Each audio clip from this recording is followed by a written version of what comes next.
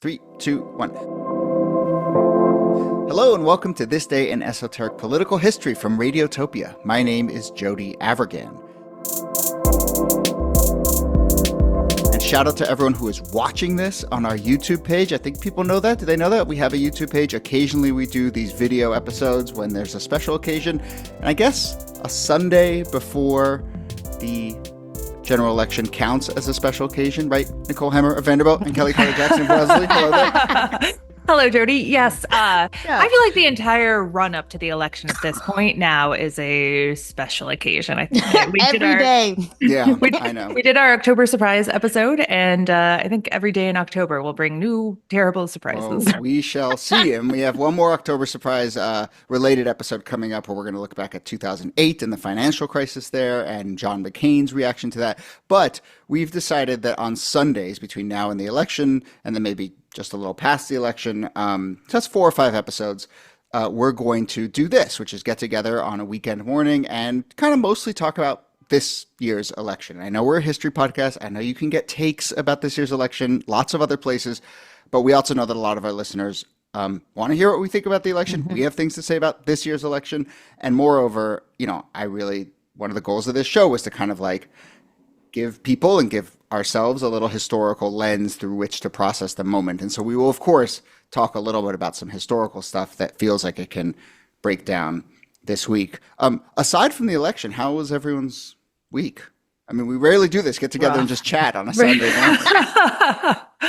Rough, man. Oh, no. October's rough. Like, I just feel swamped. And you guys know this because I've sent y'all multiple text messages like, wait, are we meeting today? Are we not meeting today? Like, I have so much on my plate, and it's never like this in October. Like February, okay, yeah, Black History Month, I get it.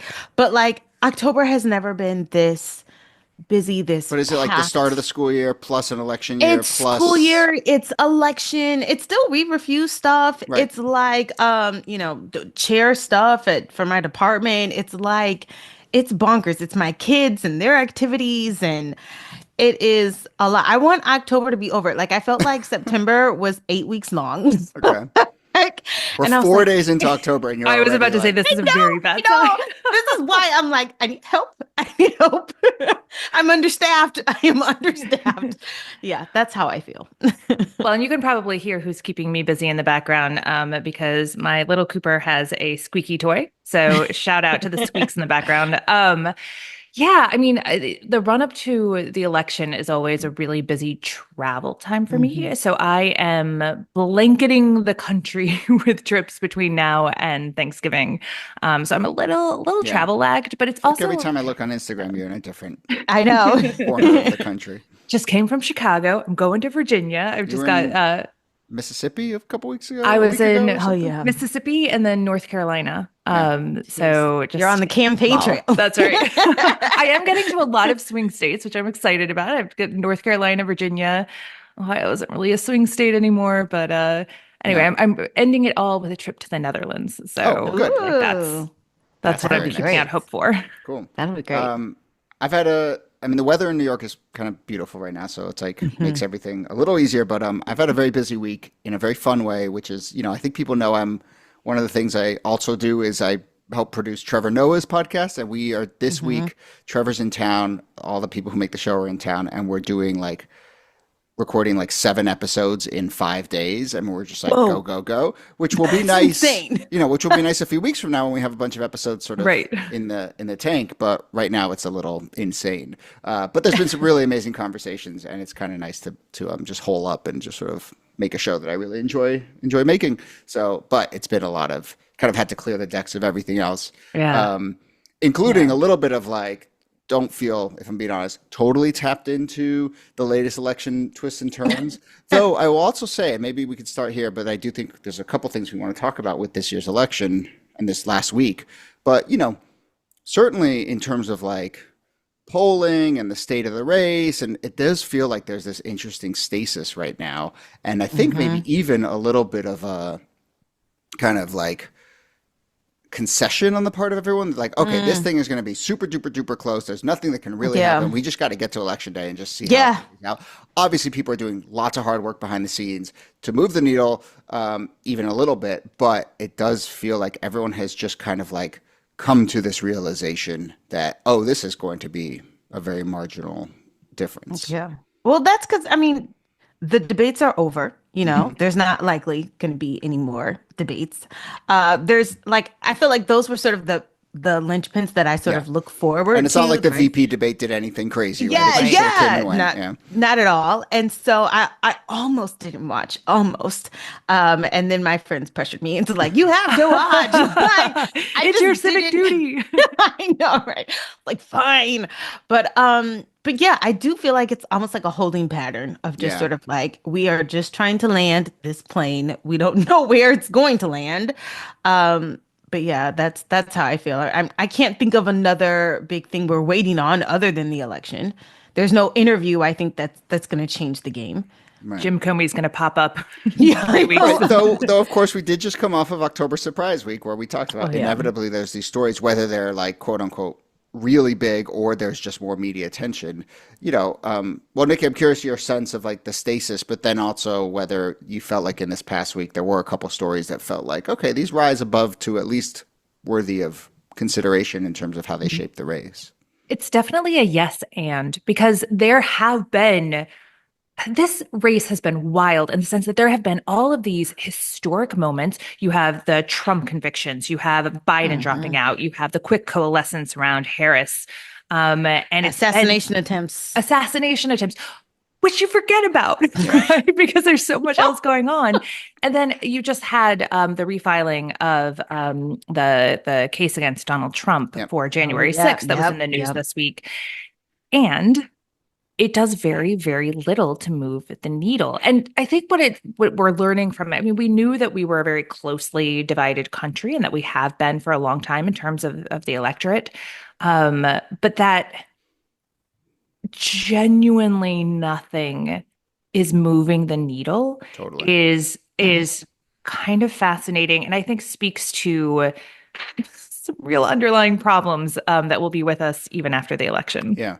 Though I'm so glad you brought up that Jack Smith letter and series, that like case that he sort of laid out there that detailed a lot, added I think a good amount of more detail into Trump's role on January 6th. And the savvy political take that I saw, and then also I think the legal take was like, oh well, this doesn't really add much, this doesn't really change much. And that's such a classic example to me of like, okay, sure, maybe it's not surprising what was in there, but it should still be shocking. Like anytime you lay out the behavior of Donald Trump in many instances, and especially around January 6th, like it should still cause you to stop and look and be shocked. And you could feel that kind of like savviness inside the Beltway, just like the way we've just kind of come to accept all that stuff. Yeah. Yeah. Well, and that it's always filtered through, this matters if it changes votes, and otherwise it doesn't matter. But that is not the case, right? Like this detailing of extensive criminality is something that I think matters even more, given that it doesn't move votes, because it tells us something about the tolerance for not just wrongdoing, but like the choice that people have made to prefer a candidate over a system of government. That is pretty concerning. And we've become so accustomed, especially during Trump's presidency, to just sort of like, here's another one of Trump's shenanigans. Like I mean, I can't tell you how many times I thought something would be like, this is it. And people were like, like, or it doesn't move, it doesn't move sentiment at all. Certainly not for his supporters. I don't know how, there's still undecided people out there, but I don't know how any of this impacts undecided voters. I mean, like, there's still people that are like, well, what's a toss up for me? I still need more information. I'm like, what more information do you need? But I'd be very curious. We've done a lot of episodes about the early 70s and this other moment of kind of erosion in faith in government, mostly because government was behaving in a very sort of nefarious way. But, it feels like, and maybe this is just the way that history gets written, but it certainly feels like in that moment there was a kind of like mounting progressive sort of understanding of how rotten things were. And now we're living in an era where it doesn't feel like there's one through line that's sort of like ratcheting up over time. It's more just like this scatter shot of various little bits and drabs, and you kind of have to tell the story for yourself or you have to see the forest, on your own. Whereas at other eras in American history, I think that like just the kind of, and I think it has all to do with the media environment and so forth, but just the kind of narrative of like, hey, pay attention to what's really going on here was a little clearer for voters to see, or just Americans to see, not voters, as you were saying, Niki. Well, it's chaos rather than decline. Exactly. And that's a much harder story to tell. And it makes it much harder to pin people down. Right. Right. Though I would argue also people feel the decline. Like they may not see it, but I think obviously people, the sort of like erosion of faith and the kind of like, oh, we're not that special is certainly a lot of what voters feel. And I think maybe that relates a little bit to one of the stories I think we should focus in on this week that all of us kind of picked up on, which did happen this week and has some historical kind of angles that we can explore. But, Liz Cheney did, I guess she had endorsed Kamala Harris, said she was going to vote for, so she had like denounced Trump.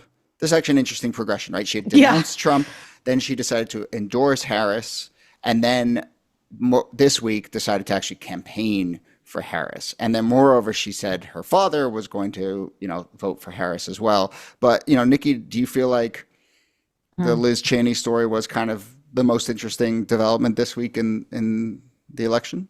I think that it is. And people are very divided about this because the Cheneys have not been, on the whole, a great force of progress in the United States. You think? And Liz Cheney herself was pretty late to the game when it came to Donald Trump. But she came to the game. And I think that it does matter when you have that cross-party endorsement. It's not for progressives, right? Progressives get really annoyed because they're like, oh, who is this for? It is for the kind of person who's a little less engaged, who looks around and says, hey, there's a Republican and a Democrat who are out on the campaign trail together. Well, maybe that means that Kamala Harris is more of a bridge builder than a divider.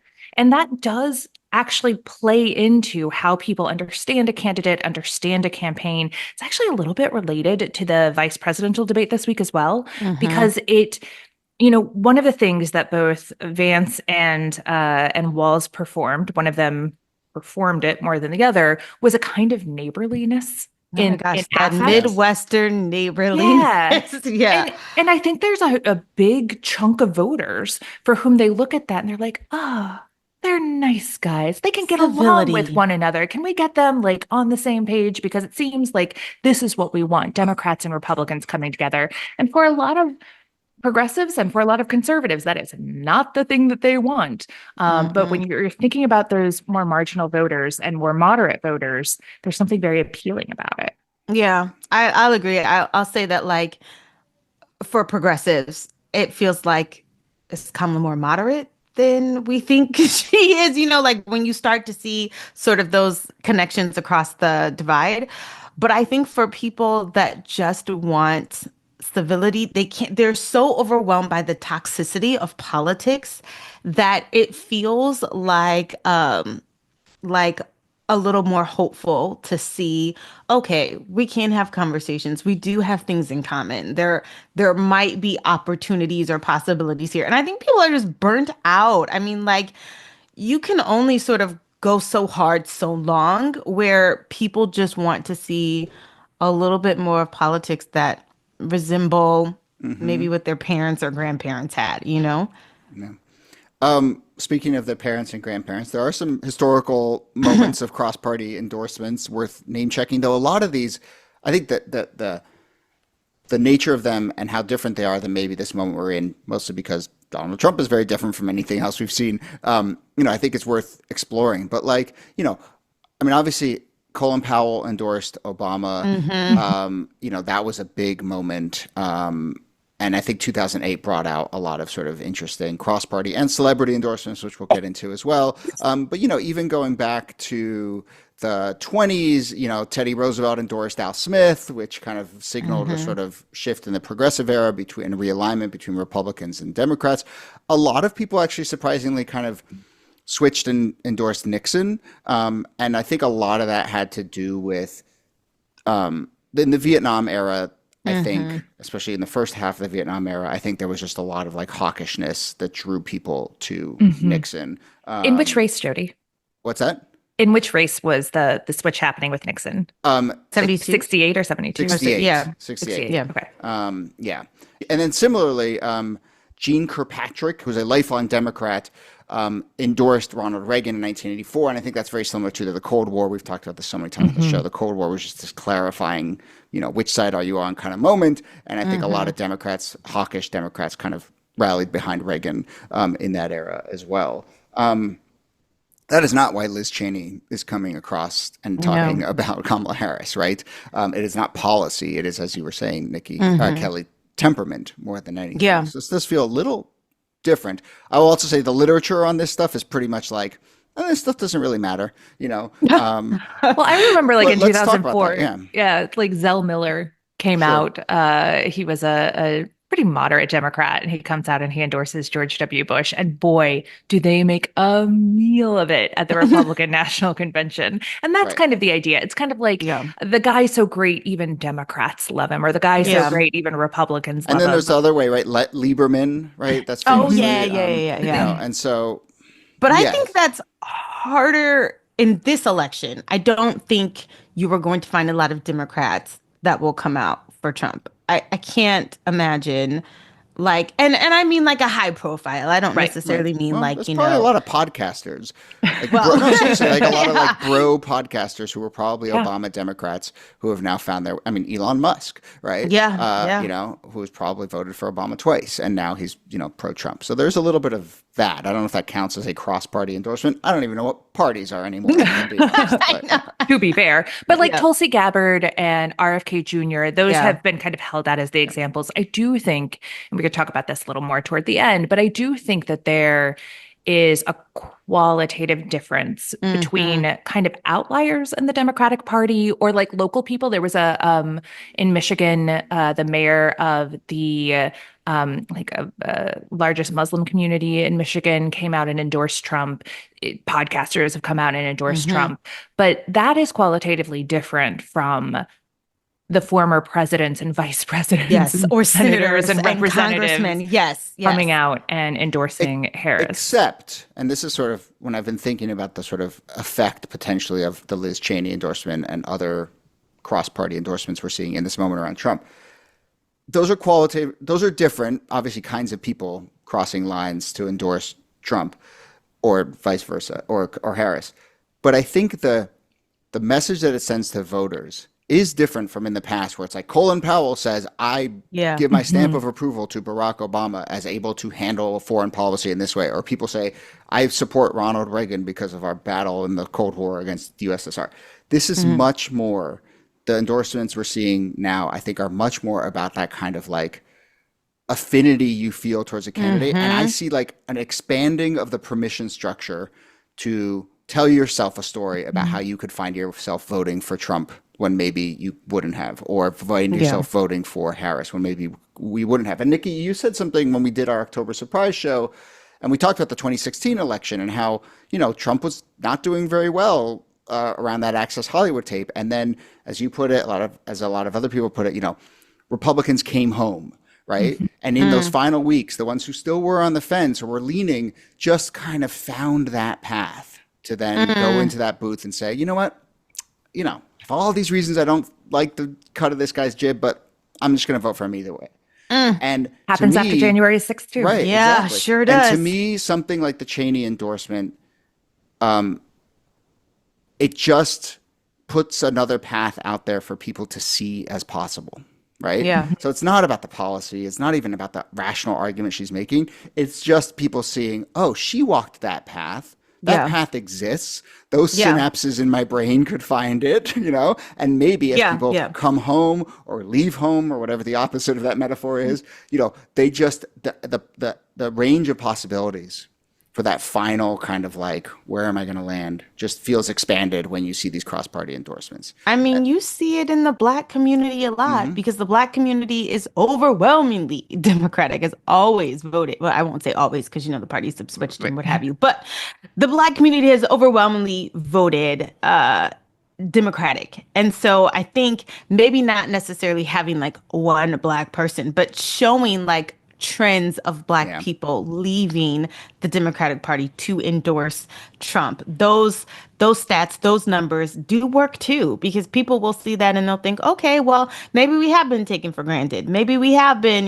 sort of like unseen or unheard. And so this is a way that we can get, attention. And Trump loves being able to court those Black votes. Totally. It seems like more than anything, having the hip hop artists and, the latest slew of hip hop artists that have come out in support of Trump has been like, wow. I don't think it will move the dial per se with Black people. I don't think someone's going to be like, well, Lil Wayne's voting for him. So, Right. but I do think that it does work in terms But it just puts it in someone's Yeah. brain. They're going to find that path regardless. It's not a one-to-one. Oh, Yes. I agree with everything Lil Wayne thinks, so ergo, but it's more just like, I see the possibilities. I also think that you sort of threw off earlier, Jody, what even are parties anymore? There is another side of this that I find super interesting, which is Donald Trump has run as an anti-party insurgent candidate since 2016. And in some ways, he uses these as kind of anti-endorsements where he's like, oh, look, the Republican Party that you all hated enough to vote for me is lining up with Harris. And you see that from like dirtbag left podcasters and others who are just like, oh, well, if the Cheneys are on Harris's side, ergo Harris is going to reinvade Iraq or whatever. And that I think is a dynamic that is different from an earlier era where parties had more formal control. I'm so glad you said that. I was thinking about that exact dynamic this morning of like, when you think about who's undecided and maybe sort of grappling with, can I bring myself, let's say they're a Trump supporter or a Republican, and they're thinking, can I bring myself to vote for Harris? Which is, I think a hard sort of thing to a hard hump to get over for a lot of people. The two paths are, one is like, yeah, like it's just too much, it's too far over the line, too much chaos. I'm just going to take the safer pick. And the other path is, it's all broken, screw it. Let me just take a chance and pull the lever for Trump. Like, and those are opposite things, but those feel like the two most natural kind of late stage thoughts one would have, like literally walking into the booth. And the Cheney endorsement, funnily enough, works in both directions. You can be like, oh, Cheney, there's a safety here, stability here. I've had enough. It's been too chaotic. Let me vote for Harris. And then the other one is, as you were saying, Niki, it's all corrupt. The whole system. Going hell in a handbasket. Yeah. Throw them out, throw the bums out, and this is more evidence of that they're all just the same. Boom, let me vote for Trump. So it's funny how it might cut both ways. Let's turn to celebrity endorsements. We've mentioned them a couple because to me, there's just an interesting dynamic there. I think some of the research on whether they have an effect is actually a little more interesting than some of the political cross-party endorsements. But also to me, it just feels like actually much more salient in this moment where we're talking about parties don't matter as much anymore. Vibes are really important. It feels like to me, if I'm being honest, like a celebrity endorsement might actually just kind of like tap into that kind of thinking a little bit more for voters. Yeah, especially if it's Taylor Swift. Well, yeah. I would say yes, and because there's also, I guess I'm doing improv today. There is also a pretty long history of this as well. Of course, the role of celebrity has changed a lot, and the role of parties has changed a lot. But basically, as soon as there was like a Hollywood star system and celebrities became Yes. like a thing in the 1920s, you had celebrity endorsers. It's like Al Jolson, who becomes this enormous celebrity for his blackface performance in The Jazz Singer, which was one of the Mm. first talkies. He endorses Calvin Coolidge in 1924, and then he goes on to endorse Herbert Hoover. And Mm. this idea that you could have this celebrity come out and campaign for you would be this sort of point of excitement on the campaign Mm-hmm. Yeah. trail. Like they figured that out pretty early Yeah. on. And so that Yeah. celebrity endorser has been a staple of US politics for like 100 years now. Yeah, yeah. I mean, I think about it for me, one of the most prominent ones, at least in the 20th century, is thinking about Jackie Robinson Hmm. because Richard Nixon is running against John F. Kennedy, and they are both booing. They are both trying to court his vote. Matter of fact, they set up meetings with him on the same day to try to persuade him. And basically, Jackie Robinson says he meets with Nixon, and he's like, "Yeah, this can't be great." Like he felt like he was being patronized. But then when he met with JFK, he said it was even worse. Like JFK wouldn't even look him in the eye. Oh boy. JFK was like, "Black person, what's a black person?" Like he said it was so bad that he had never even contemplated like the black vote, that he was like, "Yeah, Nixon will get my vote," but only because he seemed like the lesser of two evils, or he seemed at least like he had more of a plan than Kennedy did. He later says he regrets that endorsement, but like But at were the they, time, Jackie Robinson is like huge, yeah, but huge. were they courting him as a celebrity or as a political figure at that point? Well, I think it's a little bit of both. Right. I mean, like at the time, I can't think of in terms of like a celebrity athlete who would be bigger than Jackie Mhm. Robinson. Maybe Yeah. maybe like Muhammad Ali, or in terms of boxers, that was a really big deal about like which boxers would endorse But that was such a presidents. politicized time for sports Hmm. Right. that, it's also Yes. Jackie Robinson is a civil rights figure as much as he is Yes. a celebrity and athlete. And so, it's just an It's interesting a little bit of dynamic. both. It's Yeah. the Right. nostalgia of his sports, of his athletic career, but also him as a leading civil rights leader Right. too. And that's a moment when celebrity and politics are really getting mashed up. You've just had Eisenhower as president for 8 years, who really came to office as a celebrity. Hmm. And obviously, Kennedy had the kind of like TV angle and movie Yeah. star looks and Camelot. Hmm. So I do think that there is something about the blurring that's happening. Obviously, we live in a much blurrier time.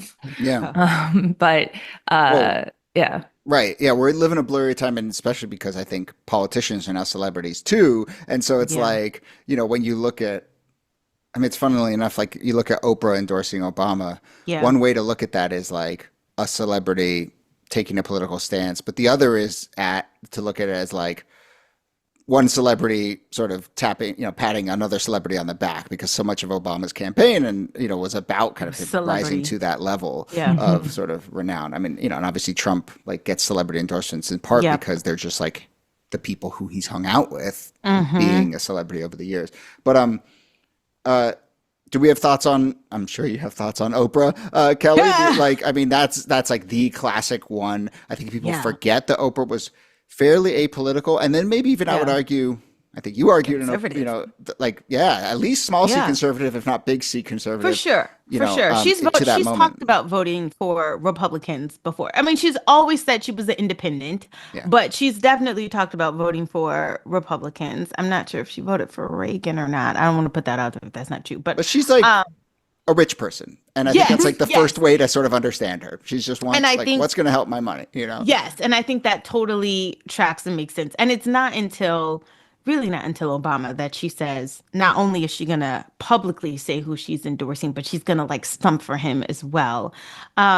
Which maybe not for Oprah's viewers, but for Oprah herself, that was a big deal to sort of put herself, her Midas touch out on the political line, I think was something we had not seen before. She endorsed a lot of big ideas and a lot of big other campaigns and things of that nature, but politics was sort of something she relatively avoided throughout her show. And so now, it depends on how you see Oprah, but like most people I would think of her as a liberal Yeah.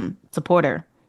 I don't think you could see Oprah voting or endorsing someone on the Republican ticket anytime in the Right. Though it future. is an interesting counter story, which is like if after Obama, a Mitt Romney type becomes president, does Oprah sort of go back to being an independent? I mean, the Trump era comes in. And Depends it on just who's on the other scrambles side. everything. Yeah. Exactly. Right. Yeah. But Niki, thoughts on Oprah or these other celebrity endorsements, whether Yeah, they're notable, whether they matter?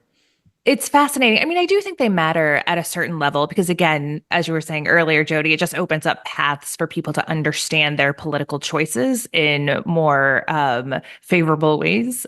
So if it's like, well, Oprah is for this, I like Oprah, this makes a lot of sense, or to actually help Swifties organizing, like Yeah. doing more than just voting, but actually getting out there to help get out the vote and those kinds of And getting people registered political to vote. activities. Yeah, like 40, what is it? Taylor Swift gets like 40,000 people in the state of Tennessee registered to vote. Even if, regardless of who you're voting for, getting 40,000 people to register to vote is not nothing. I mean, Right. it's pretty persuasive. And I think that it also speaks to some changes that have happened in political culture, because I think in the 80s and 90s, you could get away with presenting yourself as apolitical. And I don't know that there is the same kind of space for that. I think that fans and audiences have even stronger parasocial relations with the people who they follow. They get more of an intimate look at celebrities' interior lives, and they come to expect them to raise their voices about political issues. And there is still like a shut up and sing thing. So I don't want to discount it. But they also face a lot more pressure from their fans to come out and say something, because silence is understood as something negative, as an abdication of the power that they have. And so there's a pressure on celebrities to endorse or to at least kind of make their politics known. And, the stuff around Chapel Roan for not coming down firmly in one place, it caused a ton of blowback for her. But it's so funny. It's such a good thought because it cuts counter to what I think is the effect of a Taylor Swift endorsement, which is mostly bringing new voters into the fold and just like that basic awareness. And when you look at the studies, like there is actually a sort of, I wouldn't call it robust literature, but decent literature that says new voters and just awareness and like, yeah, here's how you can register to vote and you can watch the traffic flow to that. I think that's the main impact of a celebrity endorsement, and like a Liz Cheney endorsement isn't going to do that, right? But a Taylor Swift endorsement would do that. But that's very different from all the people who are pressuring a celebrity to take a political stance at the moment. Those people have made up their mind. And so it's weird that the pressure they're feeling and the effect that they have are kind of at cross currents or not actually related to each other, because the pressure they're feeling is from people who've already made up their mind, and the effect they have is for people who just hadn't really kind of engaged in that way. But don't you think that genre matters a little bit too? Like I could, if Taylor Swift made this endorsement when she was still very much a country singer, I think as opposed to a pop singer, I feel like that has different. Well, she did weigh in on that Senate race when I think she had a little bit more of that, and it was a local Tennessee race, and I think that did have a decent effect. I mean, but I'm thinking about country artists. I'm thinking about hip hop artists. I'm thinking about demographics or genres that we automatically tend to associate as being either liberal or conservative, and then how that has a impact across the board. Because there are a lot of conservative people that are Swifties, and same thing in the Democratic Party. I mean, there are a lot of people that listen to hip hop. So how you sort of think about those genres persuading people to operate outside of those expectations. Well, that's where I think Jody's point about reaching people who may not be politically active is really important, because the people who already come in with pretty firm political identities probably aren't going to change them based on a celebrity endorsement. But one of the interesting strategies campaigns have been engaging in for a while, but in particular engaging in right now, is how do you reach the people who don't occupy political spaces? So this is like Barack Obama going on Between Two Ferns. This is Donald Trump going on some of these like streamers and Twitchers podcasts. Kamala Harris this week did All the Smoke, basketball podcast. Yeah. I think she's doing Call Her Daddy next week, I heard. She is doing Call No, I mean she is. But I actually think that's the strategy, right? That's so important because if you just keep going back to political spaces, you're going to be talking to the base and the same people over and over again. And rallies and things are important for activating that base and getting them to volunteer and do all that kind of important stuff. But it's when you enter into these other spaces that you have the opportunity, at least, to reach people who may not even know who the candidates are yet. Yeah, that's true. Totally. That's true. So, look, we should wrap up here, but I think going back to what we talked about at the beginning, we will continue to talk about. Given how close this election is, we've said it a million times on this show that when an election is this close, you can point to any of 50 reasons as the thing that tips it in one way and the other.